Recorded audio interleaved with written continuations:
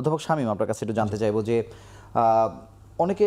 অনেক সাধারণ মানুষের তুলনা করার চেষ্টা করছে যে কার জানাজায় বেশি মানুষ হয়েছিল, যদিও এটি খুব প্রাসঙ্গিক বিষয় নয়। তবে প্রেসিডেন্ট জিয়াউর রহমান মানে যেই প্রোফাইলের মানুষ ছিলেন, আর শরীফ ওসমান হাদি খুব কম সময়, মানে হাতে গোনা 10-15 জন মানুষ নিয়ে ঘোরাফেরা করতো। তারপরেও এইরকম মানুষের সাড়া, একটি ঐতিহাসিক জানাজা যেটিকে আসলে বলা হচ্ছে, মানে এটির কি কারণ আপনি দেখেন, এবং একই সঙ্গে এই যে ঢেউ প্রতিবাদ বা বিক্ষোভ, এই ঢেউটি কতটা সুদূর প্রসারী হতে পারে, এটার প্রভাব কি আসলে? দুটো, একটা হলো যে আমি খুব সচেতনভাবে এই তুলনায় যাব না। জি, দুটোর প্রেক্ষাপট আলাদা, সময়কাল আলাদা, প্রজন্মের আবেগ আলাদা, এর অভিঘাতও ভিন্ন ভিন্ন রকম।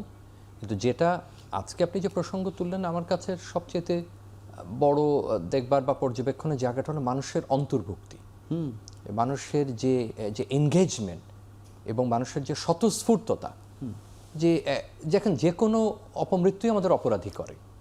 এবং একজন তরুণ, আমি খোলাখুলি বলি, তার সব কথা যে আমি সবসময় বুঝতে পেরেছি একজন জ্যেষ্ঠ নাগরিক হিসাবে, তা কিন্তু না। আমি অকপটেই স্বীকার করছি, এটা এটা আগেই বলছি, এটা ব্যবধান থাকে।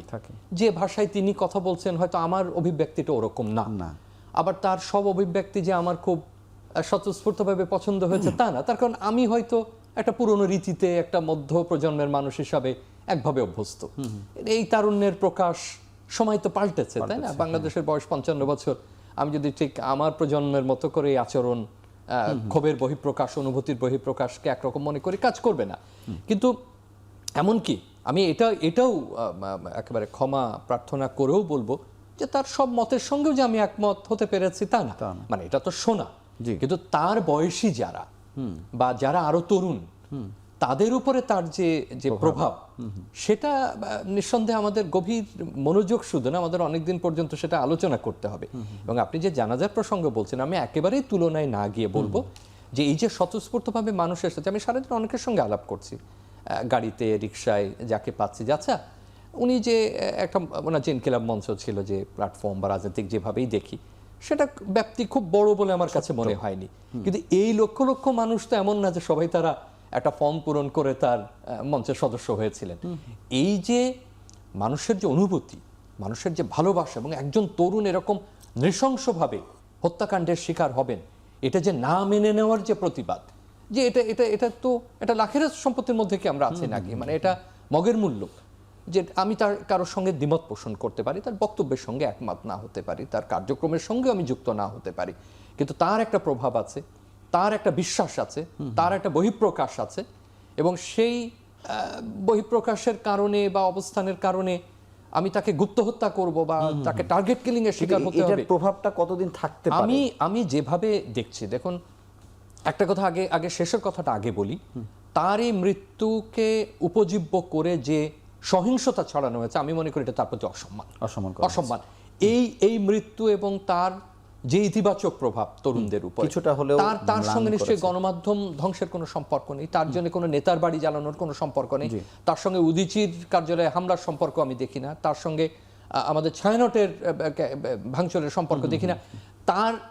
তার যে প্রভাব, সেটা হলো যে মানুষের সঙ্গে যুক্ততা, সময়কে ধারণ করতে পারা, আমরা যে অভিব্যক্তিগুলোকে লুকিয়ে রাখি সেগুলো হাদি বলতে পেরেছেন। এবং আমার কাছে মনে হচ্ছে তার প্রভাব শুধু তরুণ না, তরুণের বাইরে। আমি এক কথাই ছেড়ে দেবো এটা বলে যে আধিপত্যের একটা কথা বলছিলেন, আমি যে কথাটা এরকম বলি যে অযাচিত প্রভাব, যে প্রভাব আমরা প্রত্যাশা করি না, এবং আমাদের যে স্বকীয়তা, আমাদের যে স্বাধীনতা, সেই কথাটা আমরা জোর গলায় বলতে পারি না। আমার রাজনৈতিক সীমাবদ্ধতা আছে, মানুষ হিসাবে আমার অর্থনৈতিক সীমাবদ্ধতা আছে, আমার পারিবারিক সীমাবদ্ধতা আছে, আমার চালচলনের সীমাবদ্ধতা আছে, আমার সামাজিকীকরণের সীমাবদ্ধতা আছে, আমার বয়সের সীমাবদ্ধতা আছে, আমি বলতে পারি না। সেটা তিনি বলতে পেরেছেন, সেটা আমি মনে করি বড় প্রভাব। আমি আসবো অধ্যাপক শরীফুল ইসলামের যে আধিপত্যবাদের যে বিষয়টি, বাংলাদেশের জন্ম তো আসলে সেই কারণেই। এই 54 বছর পর এসে একই ঘটনা অন্য হাদির মাধ্যমে হয়তো ঘটেছে, এবং এর ভেতরেও নাম না জানা অসংখ্য মানুষের মৃত্যু শিকার হতে হয়েছে। মানে এটি কি চলতেই থাকবে কিনা, মানে হাদিরা ব্যর্থ হবে কিনা? জি, তার আগে আমি একটু শামীম ভাইয়ের যে মন্তব্য, তার প্রেক্ষিতে আমি দু একটা কথা বলতে চাই। শামীম ভাই বলেছেন উনি তুলনায় না যাওয়াটা সমীচীন মনে করেছেন। আমি একটু তুলনায় যাব। জি, সেটা হলো যে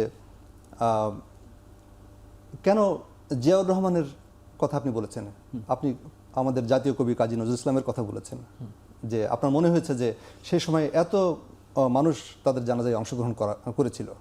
হাদি তো তেমন বড় তাদের মাপের বা তাদের যে কৃতিত্ব অতটা অর্জন করতে পারেননি, তাহলে হাদির ক্ষেত্রে কেন এমনটা হলো? এটা আসলে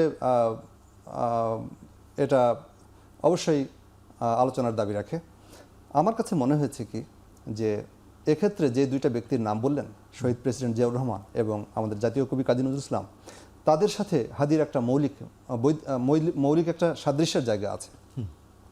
সেটা হলো যে এরা কিন্তু সবাই আমাদের যে সামাজিক মনস্তত্ত্বে যে হিপোক্রেসি, যেটাকে আমরা ইংলিশে বলি, সেটার বিপরীতে তারা নিজেদেরকে এক একটা আইকন করে তুলতে পেরেছিলেন। জিয়াউর রহমান একজন রাজনীতিবিদ ছিলেন। রাজনীতিবিদ হিসেবে তার সীমাবদ্ধতা থাকতে পারে, তার গুণ থাকতে পারে, কিন্তু সব কিছুর ঊর্ধ্বে তিনি চেষ্টা করেছিলেন। মানুষ কিন্তু বুঝতে পেরেছিল যে শহীদ প্রেসিডেন্ট জিয়াউর রহমান যেটা বলেন সেটা তিনি মিন করেন। তার হৃদয় কিন্তু তার মুখের থেকে ডিফারেন্ট ছিল না। এবং এই জায়গাটার আমাদের দেশের প্রেক্ষাপটে এইরকম মানুষ একটু বিরলই বটে। আমাদের সোসাইটিতে এই একটা সীমাবদ্ধতা রয়ে গেছে। এবং কাজী নজরুল ইসলামও যে কারণে বিখ্যাত, যে বিদ্রোহী চরিত্রের কারণে, সেটিও আসলে মানে ধারণ করতে পেরেছিল। ও ভাই, কাজী নজরুল ইসলামও জি একই কারণে, কারণ কাজী নজরুল ইসলাম একজন নগ্নপদ মানুষ। পরবর্তী বেলা কি খাবেন তার কথা সেটা তিনি নিজেও জানেন না। এক কাপ চা খেয়ে একটু পান খেয়ে তিনি দিনের পর দিন কয়েকটা দিন কাটিয়ে দিচ্ছেন। সেই কাজী নজরুল ইসলাম কিন্তু ব্রিটিশ সাম্রাজ্যের বিরুদ্ধে ব্রিটিশ সাম্রাজ্যের ভিত কাঁপিয়ে দিয়েছিলেন। শহীদ প্রেসিডেন্ট জিয়াউর রহমান যখন আসলেন, তিনি যত আগ্রাসী শক্তি বাংলাদেশের চারিদিকে, যারা বাংলাদেশের দিকে আঙুল তুলে কথা বলতে চায়, তিনি তাদেরকে এমনভাবে আন্ডারমাইন করেছেন, এমনভাবে তাদেরকে অপ্রাসঙ্গিক করে দিয়েছেন যে তারা ভয় পেয়েছে। হাদির ক্ষেত্রেও সেই ব্যাপারটাই ঘটেছে। এবং এর সঙ্গে একটুখানি যুক্ত করব যে তারা কিন্তু, এবং এই তিন ব্যক্তির মধ্যে আরেকটা সাদৃশ্যের জায়গা আছে, তারা প্রত্যেকে স্পিরিচুয়ালি অনেক বেশি, অর্থাৎ যেটাকে বলবো যে আধ্যাত্মিকভাবে, অর্থাৎ স্পিরিচুয়াল দিক দিয়েও তারা অনেক রিচ। স্যার, আপনাকে অসংখ্য ধন্যবাদ।